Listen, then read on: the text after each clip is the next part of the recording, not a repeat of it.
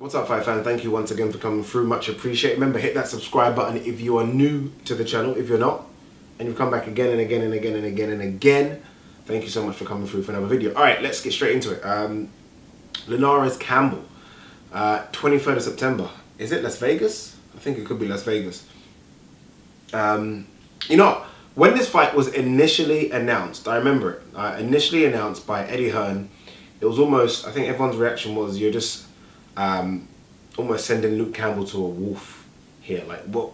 He has no chance. What's going on? Is it just a case of Eddie Hearn ticking a box saying, look, I told you I was going to give you a world title opportunity. Tick, gave you that. Bye-bye after your contract ends. And I can kind of understand why people would think that. People have seen the performances like Linares did against Crawler, particularly Crawler, and the very good performance against Kevin Mitchell. I was there ringside to watch that one. So I can understand why people are thinking that Luke Campbell has no chance, right? We saw him against Ivan Mendy when he took his first step up. It wasn't great, didn't look good, and kind of got outboxed, kind of got outmanned, and eventually got beat on a split decision. It wasn't a split, it was quite wide, but judges had it to split. Of course you're going to have that. I don't think it's as one-sided as it looks on paper. I really don't. Or as it looks based on their recent performances. I think this will be a lot closer than people think and people can imagine.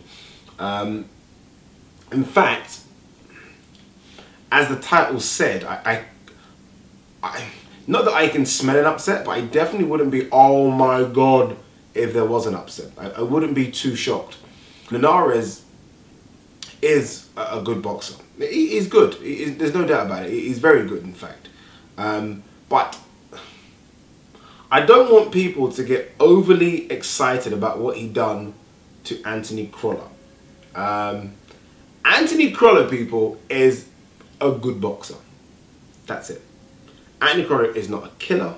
Anthony Crawler is not this amazing world-class boxer, as the Sky Sports pundits will let you or have you know. He's just an averagely good boxer. He's just a good boxer. That's all he is. So when Linares destroyed him, as I kind of predicted he would, I wasn't overly shocked. I didn't think, oh my God, that is an amazing performance on Linares. He's now gone on to be a pound-for-pound star. Absolutely not. I just thought he beat one of our Brits. Twice. That's it. The Kevin Mitchell performance was okay.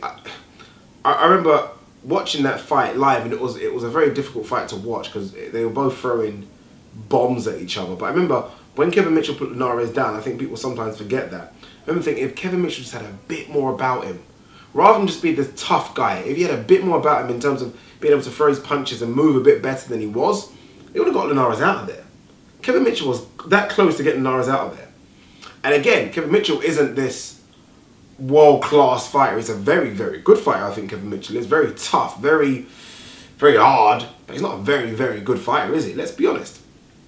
Sorry, he's not a world-class fighter, let's be honest. So I don't want people to be so high on Linares without actually looking and thinking, okay, what's Linares done? Who's Linares beat? Linares has been in there with some good operators, we know that.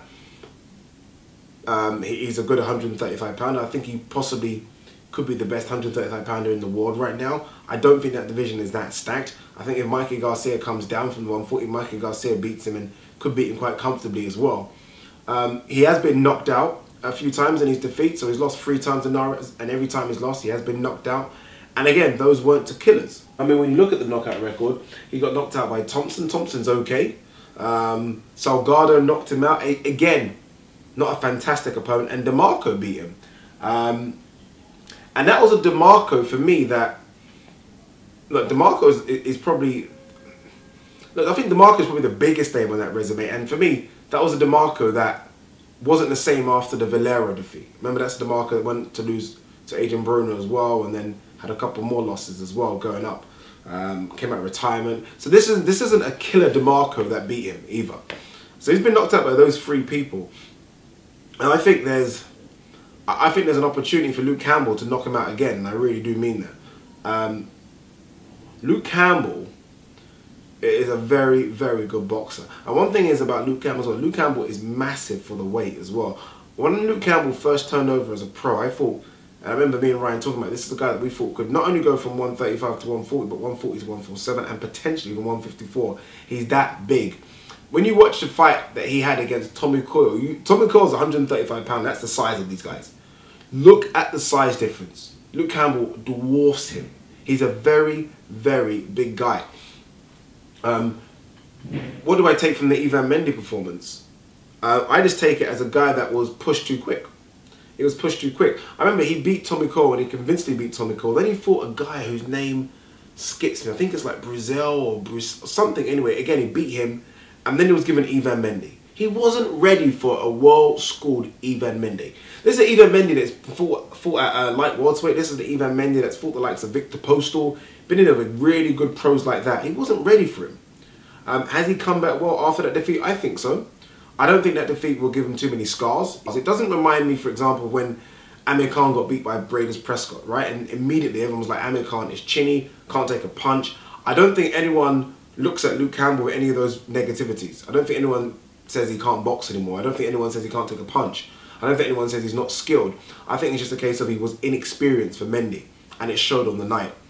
He's come back well. He's got good victories, particularly against Darlis Perez. That was a knockout. And I think he could be ready for Linares. He talked about fighting in Linares' backyard. This isn't Linares' backyard. Linares isn't from the US. Linares fought most of his fights in Japan, a few in Mexico, and a couple in the US. So they are fighting literally on neutral territory, which I think is good. The experience of Luke Campbell has travelling away as an amateur. He would have travelled loads of times around the world to fight. So I don't think that will faze him either. I think he's got a good chance of getting a victory. I do think Linares can be hurt, but I think you've just got to be a very talented boxer in order to capitalise on when you hurt him. He does get hurt in fights, but can you capitalise on that? He does leave openings. Can you capitalise on that? And I think Luke Campbell is a good enough boxer, trust me, in order to do it. And again, I kind of want to talk about this. I'll go back to the Linares hasn't fought killers things. I really do mean that. I think we do look at the performance, especially us Brits. We look at the performances against our guys, right? Kevin Mitchell and Anthony Crolla, and we wax lyrical about those performances. But he wasn't fighting killers before that. When you look at it, he was fighting the likes of, I think before Kevin Mitchell, he fought Prieto, who was 24-7.